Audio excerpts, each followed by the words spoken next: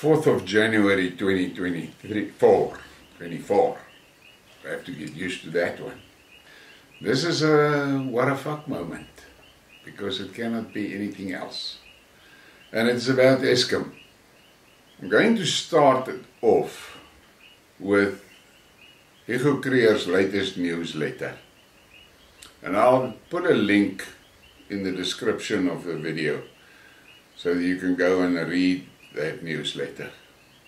But the reality is that we have been scammed with ESKOM. It's a long, great, big plan. Let me read to you Hugo's newsletter, and then I'll discuss some of the things.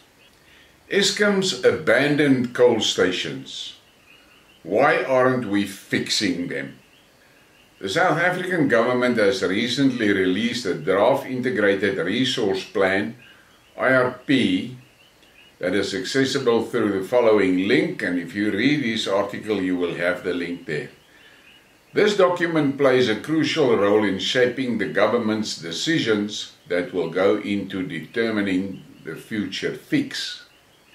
It's worth reading the IRP document with the background knowledge that ESKOM's current fleet cannot be repaired without taking units offline, and therefore they need a safety buffer. Ideally, this margin has to be 10% of the totally installed capacity, i.e. 5 gigawatt. One noteworthy aspect is the IRP is that it made public the anticipated retirement dates for coal-fired stations. The figure below provides information on the numbers of decommissioned coal stations that could potentially be revitalized if there is a political will for South Africa to stay with coal for at least another 20 years. Such a move could alleviate the issue of load shedding and create enough flexibility in the system to facilitate a comprehensive overhaul of the coal fleet. Now, if you look at his document, you will see this table there. I'm going to include it in the video, but if you want to have a better look at it, it's better to look at it on Hugo's page. And he has got red rings around certain units and the retirement dates and things of that. You must keep all of that in mind. The list of abandoned coal stations, include Duva Unit 3, that is 600 megawatt. Grootvlei Units 4, 5 and 6, that's 3 times 200 megawatt, that's 600 megawatt. Hendrina Unit 1, 3, 8, 9 and 10, that's another 600 megawatt. The above coal units amount to 2000 megawatt of additional power at its 2 stages of load shedding. What ESKOM has to do is send in an engineering team to do an assessment of the status of these units. They can be repaired without imposing any additional stage of load shedding. It would help to create ESKOM's badly needed reserve capacity. Keep in mind, these units are already offline and abandoned. The spare parts can be engineered from South African engineering works if the original supplier no longer has them. The Komati units 1 to 9 would have added another 1000 megawatt, but it has now probably been destroyed due to the foolish policy that was lobbied for by the conflicted and undemocratic Presidential Climate Commission. I emphasize that South Africa should not abandon its coal fleet due to our primary focus on ensuring energy security. ESKOM's leadership and government has to commit in law to fix at least 40,000 megawatt of coal. To overhaul the entire fleet and maintain it for 2 more decades. This commitment extends not only to our own needs, but also to supporting our neighboring neighbors grappling with energy poverty. South Africa should continue to burn more coal as we add more generation capacity to the mix, simply because it's the least constrained of all the 7 energy sources. We should fix our coal. Now, Hugo makes a few points that is seriously pointing to negligence, and for me it points more towards planned. Why do I say that? Patrick Motsepe made a statement a few years back in which he said the South African electricity price is too low to make it profitable for renewables. Now, all of you that are listening to me know how deep Motsepe is into the renewables, and that is Cyril's brother-in-law. So, go and look what happened with the electricity price over the past 6 years and see where we are today. And we're now facing another massive increase in March or April. All of it to make it possible for these green fuckers to sell their power profitable to ESKOM. So it is an engineered thing to make room for these greenies. Right across the globe, there are reports about the failure of the wind farms. In all countries where windmills were erected, not a single one of them has been able to deliver power profitable. They are being propped up by taxes raised from the consumers to cover the losses of the propeller farms.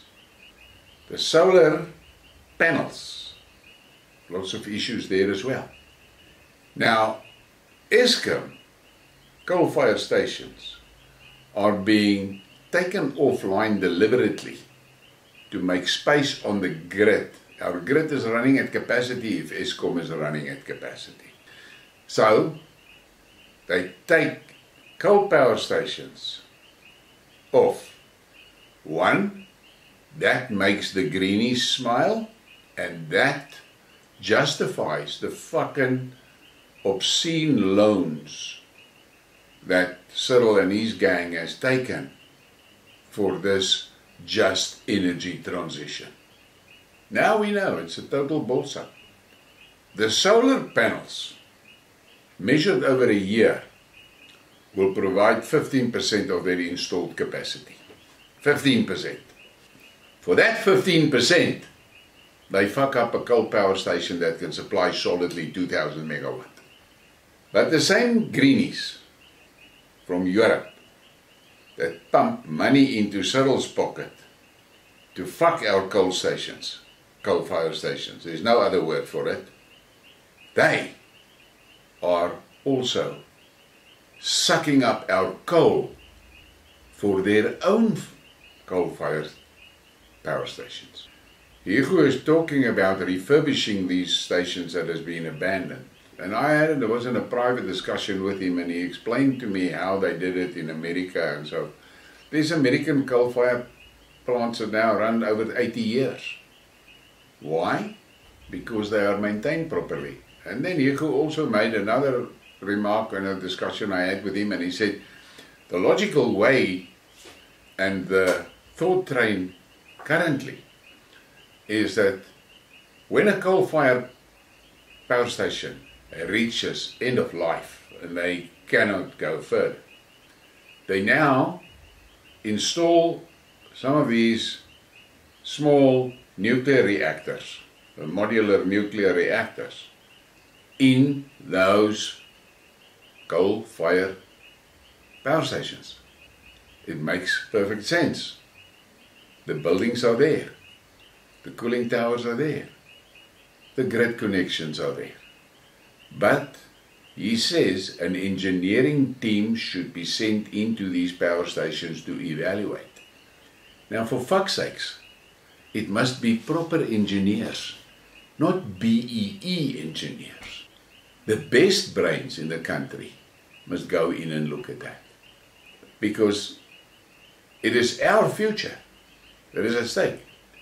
I don't think these militants that are full of their shit stories and all their cuck realize the damage that is being done to our economy with this ESKOM build-up. But as I've said many times, I'm of the opinion that a lot of the ESKOM issues is cleverly generated to put Cyril in a position to sell the grid, because they want that grid into the hands of the oligarchs.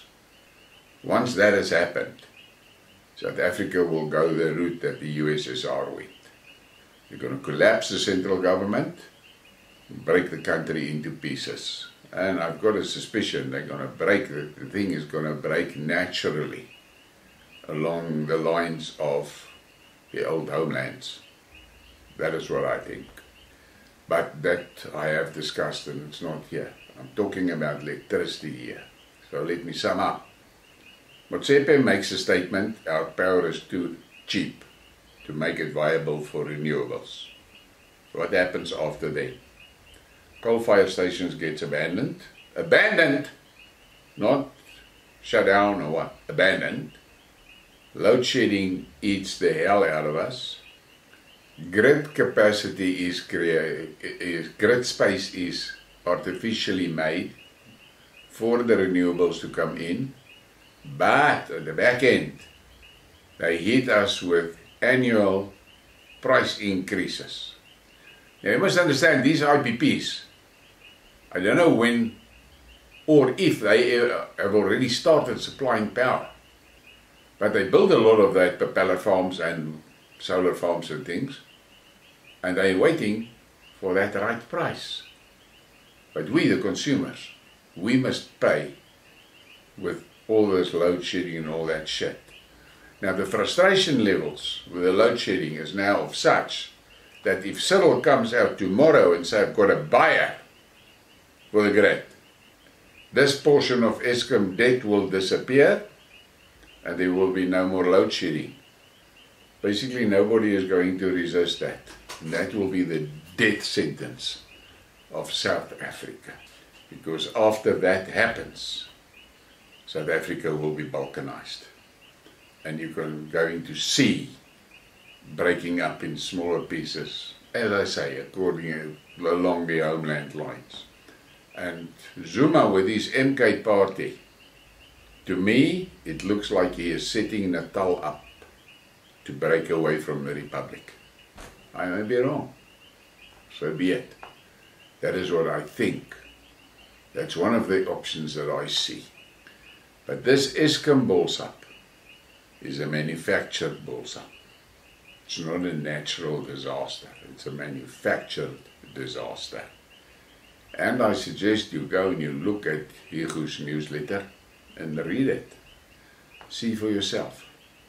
But remember this, the politicians sitting there down in Cape Town, pretending that they care for you, expecting that you will vote for them so they can retain their seats. They're working with all these elements to screw us. Think about that. Those politicians have elevated themselves into a position of being untouchable. And we sit with their stupid decisions. Please give me a like and a subscribe and share the thing. Thank you for your support.